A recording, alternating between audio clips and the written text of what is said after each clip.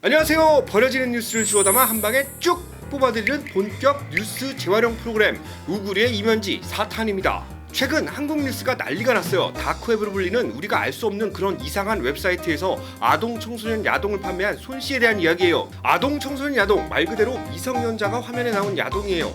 판단력이 미비한 미성년자들이 성을 착취하는 아주 더럽게 못된 영상이라고 볼 수 있죠. 근데 더 더러운 인간들은 그 야동으로 돈을 버는 어른들이에요. 아주 나쁜 어른들이죠. 오늘은 청소년 야동에 대해서 세 가지로 구분해서 나눠볼 거예요. 처음에는 한국과 미국의 형량 차이, 왜 손씨가 한국 법원이라면 중형도 달게 받겠다고 통곡을 했는지 한번 분석해보죠. 손씨는 웰컴 투 비디오라는 신기한 사이트에서 이 야동을 팔아서 돈을 챙겨왔어요. 한국 법원도 고민을 했어요. 손씨를 미국에서 송환해달라고 그러는데 이 사람을 보내야 될지 말아야 될지 고민하다가 결국 안 보내기로 결정해요. 손씨는 한국 고등법원에 정말 감사하다고 인사를 해야 돼요. 법원은 손씨를 거의 살려준 거나 마찬가지예요. 손씨는 미국에 왔으면 살아서는 다시 돌아갈 수 없었어요. 손씨가 다크웹에서 판매한 아동 청소년 야동은 전 세계로 불티나게 팔립니다. 거의 넷플릭스 싸대기를 날릴 정도예요. 그런데 미국에도 엄청나게 팔았나봐요. 미국 법원이 저 사람은 우리가 처벌하겠다며 자꾸 내놓으래요. 한국 법원은 저 사람을 줘야 되나 말아야 되나 고민합니다. 손씨는 중형을 받더라도 우리 조국 대한민국에서 꼭 받아야 된대요. 닻을 내린 다음에 지푸라기를 몸에 감아서 못을 박습니다. 난 중형을 받아도 대한민국이 좋아요. 언제부터 애국자였나요?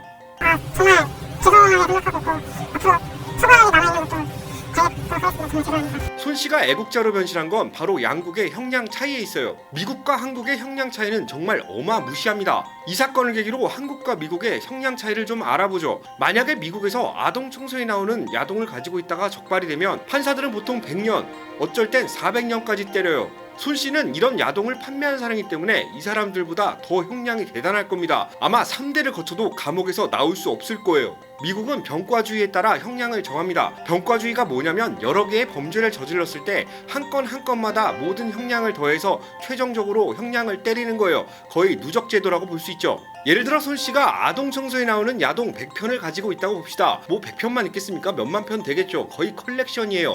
무슨 넷플릭스도 울고 갈 정도입니다. 어쩜 이렇게 잘 모아놨나요?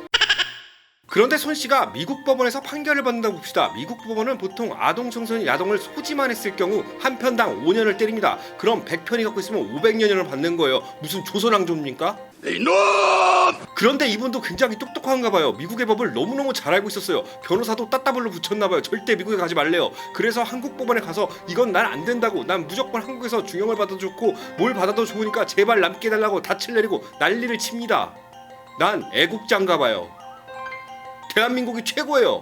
2002년 월드컵의 물결로 난 여기서 꼭 살아야겠다고 난리를 칩니다. 안중근 의사도 하얼빈에서 도시락 까먹다 놀랬어요. 손씨가 왜 그랬을까요? 미국에 오면 입국은 할 수 있지만 귀국은 불가능하니까요. 그럼 손씨가 사랑하는 한국의 법을 한번 알아볼게요. 손씨는 이미 1년 6개월의 징역을 살았어요. 아주 짧게 살다 나왔죠. 군대 복무보다 짧을지도 몰라요. 요즘에 군대 1년 8개월밖에 안 가잖아요. 나 땐 2년 2개월 갔어요. 이 형량은 2년 8개월간 다크웹에서 불법 야동 사이트를 운영하면서 전 세계에서 전자 암호화폐인 비트코인으로 37만 달러, 우리나라 돈으로 거의 4억을 벌어들인 죄에 대한 값이에요. 자, 단순히 연봉으로 계산해도 연간 1억 4천만 원 이상을 벌어들인 거예요. 얼마나 돈을 벌기 쉬웠을까요? 못된 영상을 가지고 부당하게 수익을 낸 사람에 대한 한국 법은 정말 관대해요. 그냥 다 봐주는 거예요. 법원은 손씨와 관련된 범죄자들이 한국에 더 많으니까 한국 법에 따라 한국에서 처벌을 하겠다고 결정합니다. 시민들은 법원의 판결에 결국 뚜껑이 날아갑니다.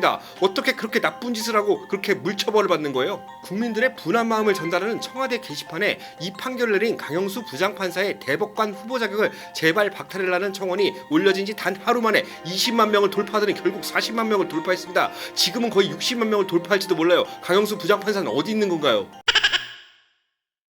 계란 한 판을 훔친 생계형 범죄자가 받는 형이 1년 8개월인데 끔찍한 아동 성범죄를 저지른 손씨의 형량이 1년 6개월밖에 안 된다. 정말 말이 안 된다. 이게 바로 청와대 국민 게시판의 내용입니다. 이건 소문 넘어 거의 구름방망이 같은 판결을 내린 천사 같은 판사가 대법관이 된다면 우리나라 법은 거의 안드로메다로 간대요. 서초역에 은하철도 999가 정차하는 겁니다. 기차가 어둠을 헤치고 국민들이 미국 법원의 판결을 꼭 받아야 된다고 자꾸 주장하는 이유는 국민들도 아는 게 많은 거예요. 미국 가야 제대로 처벌을 받으니까요. 대한민국 법이 너무 한심해서 국제경찰을 자청하는 그레이트 아메리카에서 꼭 처벌을 받아야 된다는 게 국민들의 마음입니다. 사실 이 웰컴 투 비디오에 관한 수사는 한국에서만 이뤄진 게 아니에요. 미국은 물론 호주, 브라질과 캐나다, 스웨덴, 영국, 그냥 만국기로 도배를 했습니다. 제발 이 사람 처벌하자고 전 세계 경찰들이 다 들러붙어요. 이놈은 잡아야 된다. 이건 절대 그냥 못 넘어간다. 난리가 납니다. 그만큼 전 세계 파렴치한 어른들이 이 영상을 비트코인을 주고 사서 봤다는 거예요. 한국은 세계적인 IT 강국이니까요. 어찌 보면 국제적인 개망신인 거예요. 야동 강국, 일본도 그냥 아닥합니다. 성진국 일본에서도 청소년 야동 범죄를 일으키면 일왕이 할복하라고 사시미칼을 건네요. 그렇다면 두 번째로 왜 이렇게 대한민국 법은 관대한지, 이 애국자분은 도대체 어떻게 탄생할 수 있었는지 조금 이야기해볼게요. 그러기 위해서는 한국의 물법을 한번 살펴봐야 돼요. 마약을 해도 풀려나고, 마약을 제조해도 풀려나고, 마약을 수입해도 풀려나고, 중국 같으면 그냥 모가지예요. 심지어 유사 마약을 먹고 취해서 사고를 치면 우발범죄라고 봐줍니다. 야동을 유통해도 풀려나고, 야동을 만들어도 풀려나고, 다 풀려나니까 대한민국 같이 좋은 나라가 어디 있나요? 어떤 사람은 돈이 너무 많고 경제 발전을 위해 해야 된다고 다 풀려납니다. 대한민국은 범죄자한테 경제 발전을 기대합니까?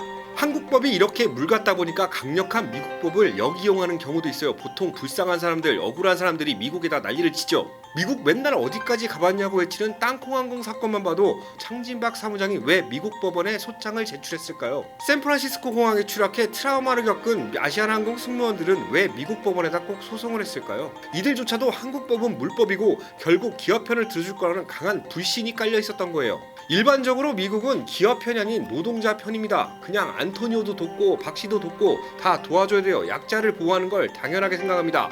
실제 기업이랑 근로자랑 법정에서 붙으면 노동자가 95% 확률로 이깁니다. 사실 업주들이 살떨려서 뭘 부릴 수도 없어요. 미국의 경우를 예를 들게요. 어이 김씨, 우주 플리즈 스패너 하나만 들어주시면 감사합니다.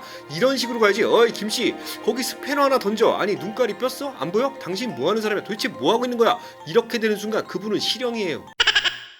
마지막으로 손씨가 천문학적인 돈을 벌어들일 수 있었던 배경에 대해 알아볼게요.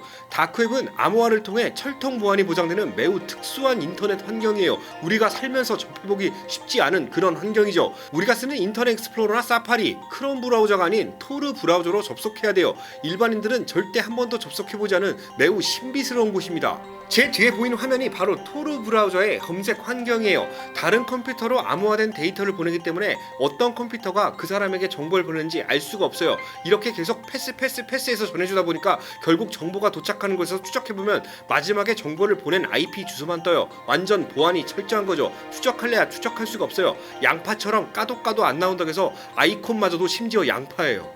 신기하게도 이 양파 브라우저는 미 해군 연구소가 개발했어요. 해군 연구소에서 배는 안 타고 양파 까먹다 개발했나봐요. 그들도 아마 이렇게 나쁘게 사용될지는 정말 꿈에도 몰랐을 거예요. 다크웹의 소통 창구로 알려진 토르 브라우저와 덕덕구라는 검색 엔진을 연결하면 범죄자들이 아주 환장에 미쳐버리는 그들만의 SNS가 만들어집니다. 위조 지폐도 사고 팔고 무기도 사고 팔고 적립금 만들어서 마약도 사봅니다. 이미 돌아가신 분의 여권도 팔고 청부 살인도 주문해서 한 사람 돌아가시게도 만들고 아동 청소년 야동도 팔고 악마들의 온라인 장터가 이어집니다. 암호화폐인 비트코인을 사용하기 때문에 결제한 흔적도 안 남아요. 비자는 저리 갈아요. 너무너무 완벽한 범죄의 소굴인 거죠. 오늘은 손씨가 애국자가 된 이유, 그리고 대한민국 법원을 사랑할 수밖에 없었던 내용에 대해 알아보고 있어요. 손씨의 물판결 사례를 두고 세계 여론이 들끓고 있습니다. 배가 고파서 계란을 한 판 훔친 사람과 아동 청소년 야동을 팔아서 4억을 챙긴 자의 판결이 똑같다며 한국 법원을 질타하고 있습니다. 손씨 아버지는 법원에 감사하다는 말까지 남겼다고 합니다. 범죄자 가족이 판사한테 감사 인사를 남겼다는 것은 법이 같다는 거예요. 완전히 맛이 간 거죠. 무슨 변호사입니까? 왜 변호사도 아니고 판사한테 감사 인사를 전해요. 얼마나 많이 줬으면, 얼마나 내 자식을 살려줬으면 그런 진심 어린 감사가 나왔을까요? 우리나라의 정의사회 구현은 도대체 어디 있는 건가요? 안드로메다에 법원을 세워야 할 판이에요. 이 프로그램은 검열과 의학 속에 언제든지 뿅 사라질 수 있음을 알립니다. 구리구리 우구리의 이면지, 사실 매주 할 수 있겠다라는 생각은 해본 적이 없습니다. 그런데 어찌하다 보니까 매주 여러분들을 뵙고 있어요. 기왕 뵙는 김에 좋아요와 구독 빵빵 눌러주세요. 그래야지 제가 또 기어 나올 수 있습니다. 다음 주에도 새로운 이야기, 그리고 뉴스에서 나가지 못한 이야기 꼭 많이 긁어 모아서 또 뛰쳐나오겠습니다. 모두 행복한 주말 되시기 바랍니다. 저도 조금 행복해 볼게요. 감사합니다. 허려지는 뉴스를 주워 담아 한 방에 쭉 뽑아드리는 본격 뉴스 재활용 프로그램 우구리의 이면지, 다음 주에 이어질 수 있을까요?